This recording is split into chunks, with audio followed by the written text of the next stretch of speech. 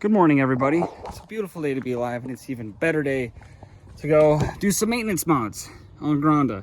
Now, this car needs rear axles badly. This car's needed rear axles for over a year now, and you are about to see how bad they are. Ever since I put coilovers on this car, I want to out myself right now. Yeah, it's ever since I put coilovers on this car, I'm pretty sure. Ever since I put coilovers on this car, which would have been about 2 years ago. The axle boots have been completely torn all the way around in the rear. Like, axle boots not existent in the rear. They've been clicking ever since. Just click, click, click, click, click, click. And then when I went bagged, it got even worse because I got the car lower. So then they started clicking even more. It's bad. Like, it's bad. Like, I'm surprised my axles haven't blown up. Anyways, we have two rear axles right here. These are 2003 WRX wagon axles. Now, 2003 WRX, like GD WRXs, share the same chassis as the SF Foresters, the same hubs. The hubs have the same spline count, the same lug pattern, all that. WRX axles are actually they're like a half an inch or an inch shorter. Don't quote me on the length of how much they're shorter, but they are shorter than the Forester axles.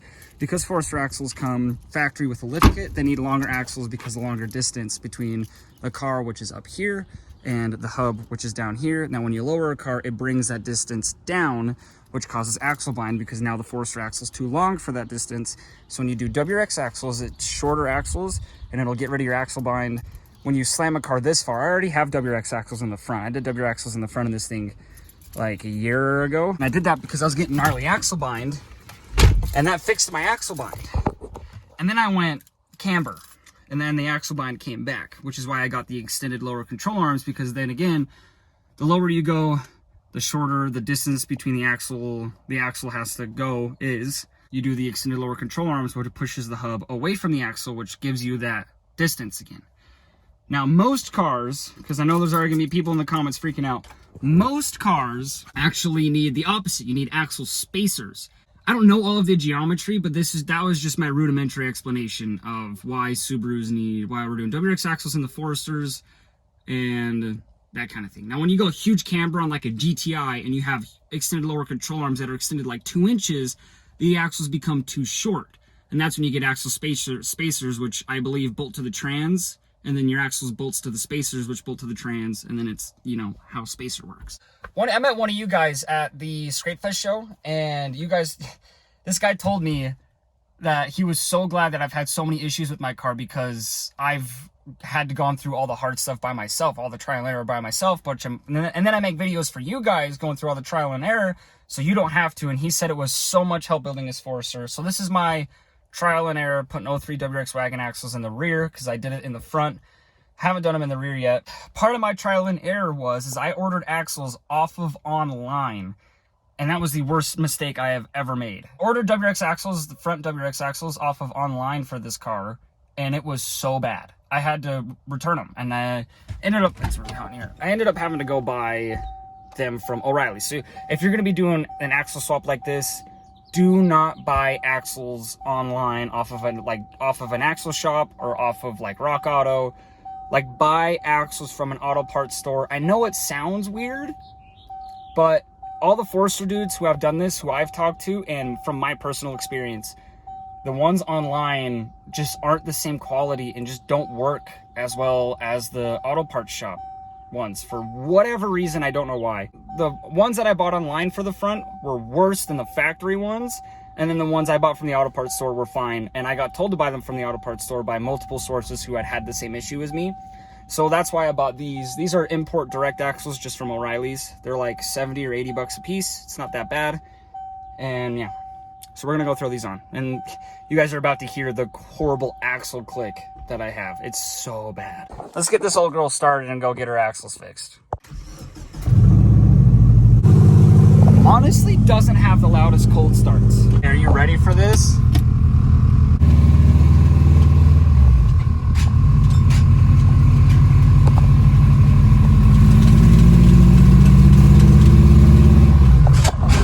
Did you hear it there? I think it's honestly mostly the passenger rear axle I think that's the worst one. I'm trying to see if I can get a decent sound clip for you guys of the clicking axle, but the car might be too loud, so let's see.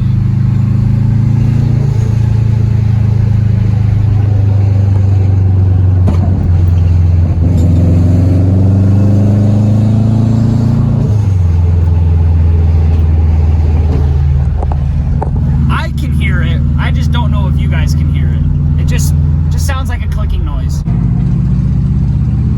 There it was. That might have been enough.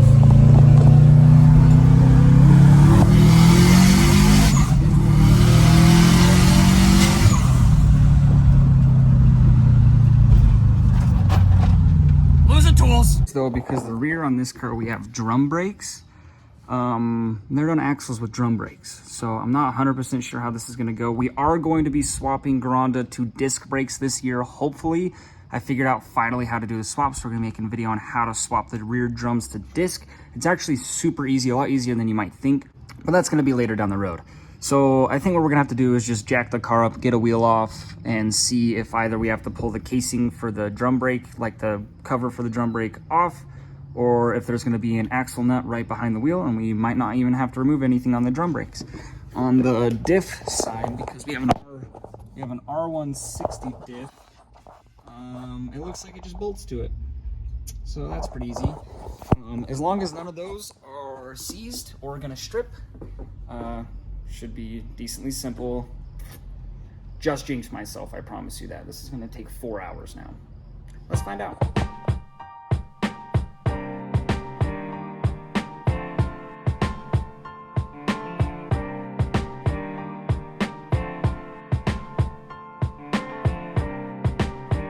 So luckily we don't have to take the drum apart because the nut was on the outside like I expected. But something I noticed that's kind of funny is I drive this car so low. Look, I've scraped my axle on the frame up here. That's how low I drive this thing. That is insane. Everything else underneath here looks awesome, honestly. This car's got no rust other than, you know, some suspension stuff's got some rust on it. But the frame, zero rust. I love this thing. I think we might have to take either the bag off from the bottom to get the hub to tilt enough to get the axle to release from the top side, or I'm gonna try to, my first thing I'm gonna try is I'm gonna take these nuts out on the rear diff, these bolts out, and see if I can pop it off the diff and then out from the hub, because I don't wanna have to take this apart because this is my camber adjustment. And unless I'm on an alignment rack, I don't want to mess with that.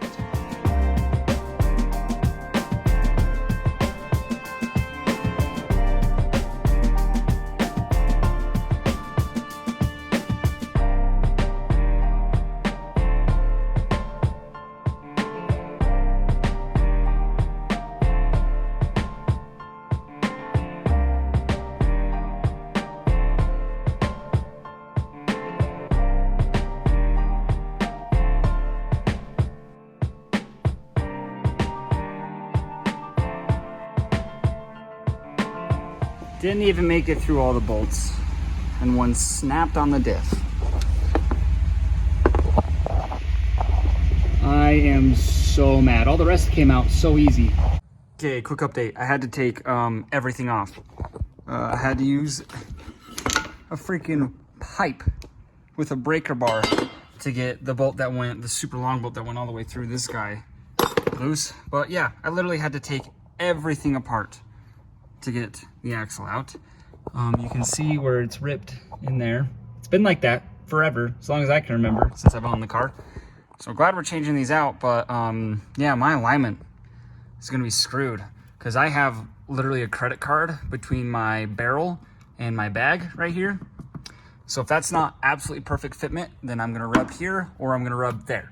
Good thing I took measurements, that way I should be able to put the whole thing back together once I am done. A little more in depth than I was expecting, but it's okay. We're learning out here, and now when I do the disc conversion on this car, I already know how to take the hub off. Alrighty, now I've made a mistake. I can already tell that the first part of this video, a bunch of you keyboard guys are gonna be freaking out for something that I did that I wasn't supposed to do when doing this. That bolt that I snapped, turns out you actually don't even need to unscrew that plate that's on the diff at all.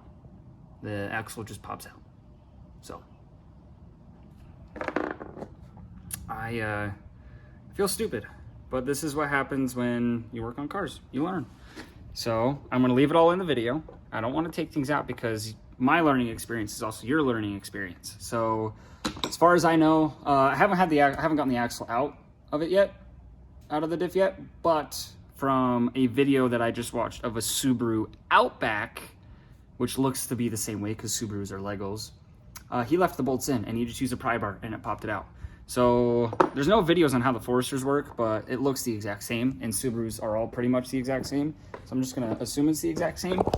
So I think I'm gonna throw these bolts that I can back in real quick, and then use the pry bar to actually pop the axle out because I'm dumb. Look, just like that. Came out. Oh gosh, that is bad.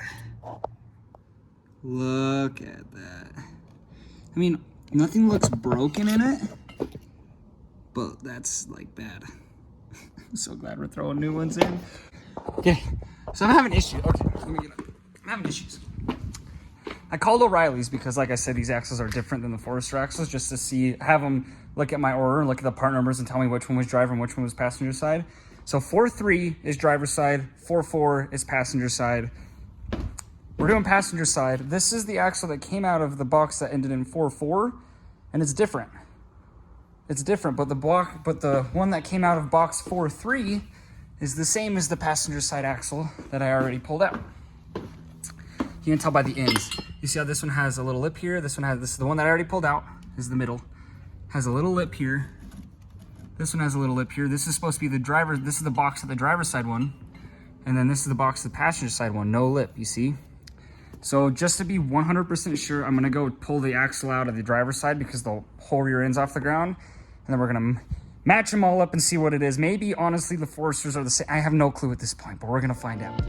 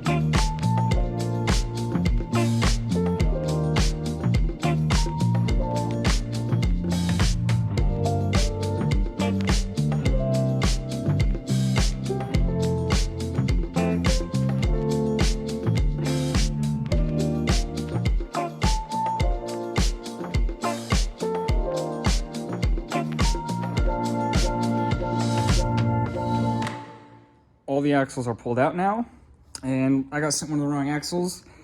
So see, these two are the stock axles. They look the exact same, actually. They don't appear to be different length, even though stated online there was a clear passenger and driver side. They look to be literally the exact same. Yeah,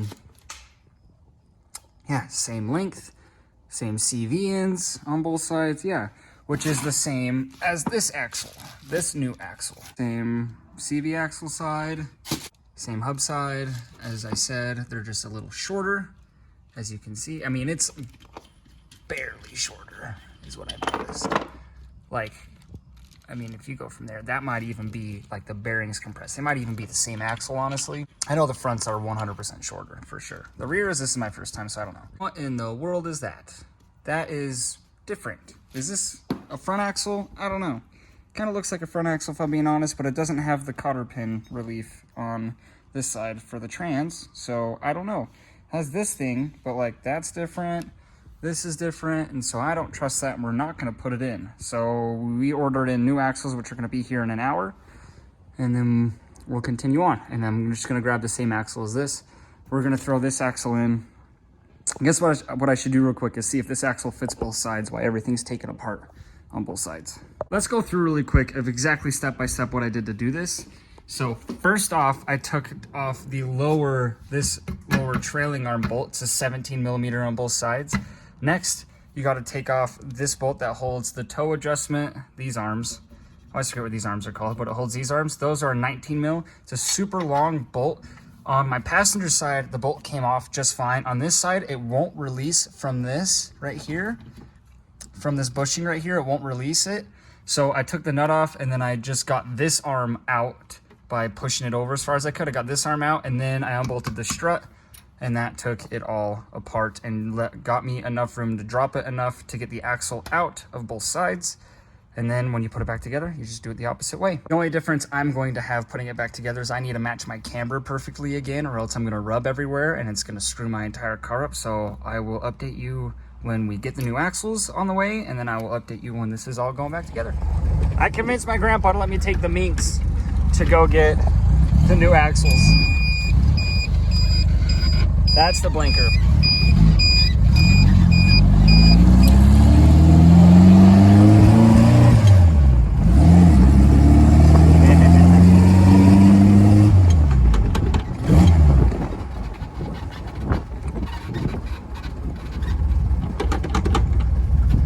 This thing has everything in it.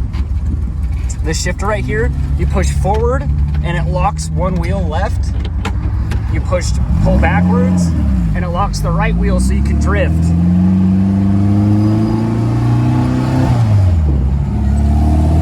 Isn't this thing sick?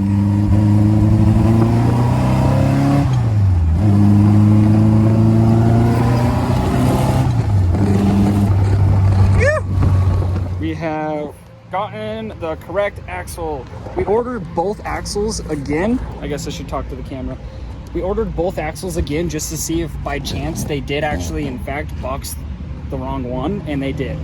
They just put the wrong axle in the box. So we have the correct axle now. Now we just got to go put one side. I put the driver's side all the way back together. We just got to put the passenger side all the way back together, and then that is done.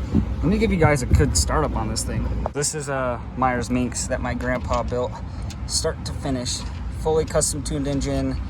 Thing is actually pretty damn fast for what it is because it weighs nothing. Fine neutral. Like I was talking about, this e-brake right here, you push forward, that locks, I believe, the left wheel. You pull backward, that locks the right wheel. It's for drifting, which is kind of cool.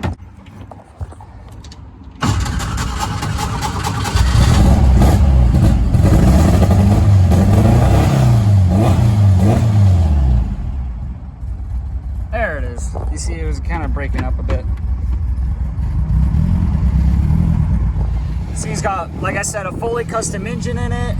It's almost a 2-liter in this thing, which is a big motor for an air-cooled motor. It's like, I think it's an 1800cc crazy short shifter. I'll show you.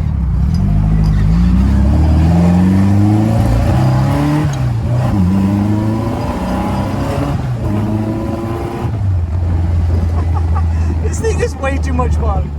We are back with the correct axle. Here is the side that we haven't done. Here's the side that we did do. See, all put back together. You can see under here, we got the nice new axle in there. You can see it up in there. Everything's all bolted on. It torques to spec. The front axle nut torques to 137. I torqued it to 138 because there's just a lot. I just wanted an even number, honestly. But yeah, that's where they're torqued to. But this is just hanging right now by this, so I could take the jack over there to do the other side. So I gotta put this side back together and then we're done. I tried to charge my camera some, however, I took it to go drive the Minx to go get the new axle because I wanted to film that, and now it's almost dead again, so no more time lapse, but I hope that was worth it. So let's see, let's get a good angle right here. All done. Time to put the car on the ground and clean all this mess up. First drive, no more clicking, and the car moves. So I must have